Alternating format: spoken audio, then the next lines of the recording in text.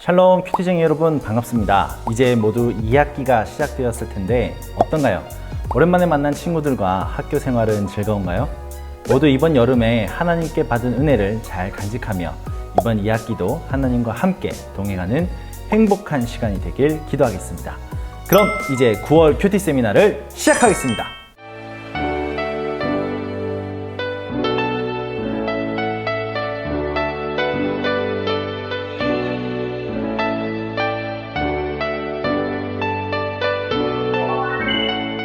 김한별 전도사의 큐티 세미나.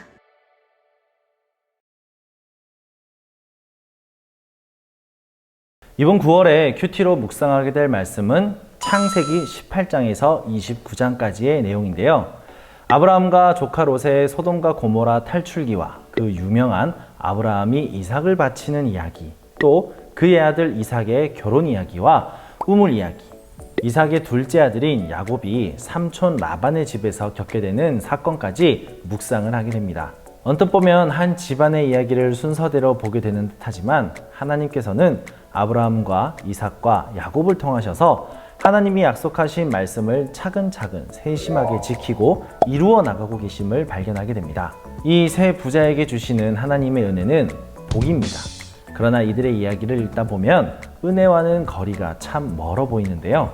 아브라함이 아비멜렉에게 아내를 누이라고 속이는 일, 독자 이삭을 모리아 산에서 바치는 일, 이삭이 우물로 인해 다투게 된 일, 야곱이 에서를 속여 도망자 신세가 된 일 등 하나님이 말씀하시는 복과는 상당히 거리가 멉니다.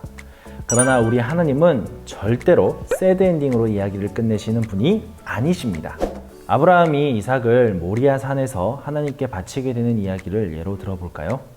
하나님께서는 인신제사, 즉 사람을 바치는 것을 엄격히 금하고 계시는 분이심을 여러분도 잘 알고 계실 것입니다. 그런데 그런 분이 왜 아브라함에게 아들 이삭을 바치라고 하셨을까요? 하나님은 이 명령을 통해 아브라함이 얼마나 말씀에 순종하는지를 시험하려 하셨던 것입니다. 그래서 미리 순양을 예비해 놓으시고 아브라함이 결단하고 실행하려는 결정적인 순간에 믿음 테스트를 끝내셨던 것이죠. 즉, 하나님은 맹목적이고 비인격적인 순종을 요구하는 우상들과는 본질부터가 다른 분임을 이 사건을 통해 보여주셨습니다. 하나님이 참 하나님이심을 다시 한 번 더 명확하게 보여주셨던 것이죠.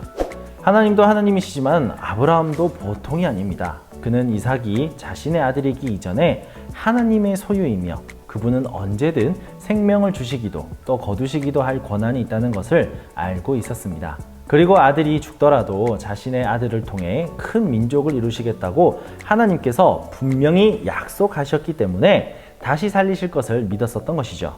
이렇게 보면 아브라함의 믿음이 참 대단해 보이죠. 그러나 믿음의 조상이라고 불리는 아브라함도 처음부터 이렇게 대단한 믿음을 가지고 있었던 것은 아닙니다.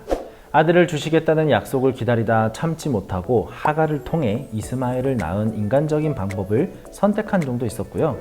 배고픔 때문에 약속의 땅을 떠나기도 했고 사람이 두려워 아내를 동생이라고 2번이나 속이기도 했습니다. 하지만 그런 실패들을 통해 뉘우치고 성장한 아브라함은 어엿한 믿음의 조상이 되었습니다. 처음부터 완벽한 사람은 없습니다. 연약한 자를 부르셔서 성숙하게 빚어가고 다듬어 가시는 하나님의 은혜는 오늘날 우리에게도 동일하게 이루어지고 있습니다. 우리도 그 과정을 하나님을 믿고 의지하며 잘 나아간다면 우리에게도 아브라함과 같은 굳센 믿음이 자리 잡게 될 것입니다. 자, 어떤가요? 이번 9월 말씀 속에 등장하는 아브라함과 이삭과 야곱의 이야기를 통해 하나님께서는 그들에게 약속을 이루어 가시는 것을 보여주고 계시며 그들의 파란만장하지만 하나님을 의지함으로 인해 해피엔딩을 맞게 되는 이 세 부자의 얘기들을 여러분들은 만나게 될 것입니다. 9월에 묵상하게 되는 이 말씀들을 통해 우리들의 믿음과 하나님과의 관계도 더욱 깊어지고 가까워지기를 기도하겠습니다. 그럼 이번 한 달도 파이팅!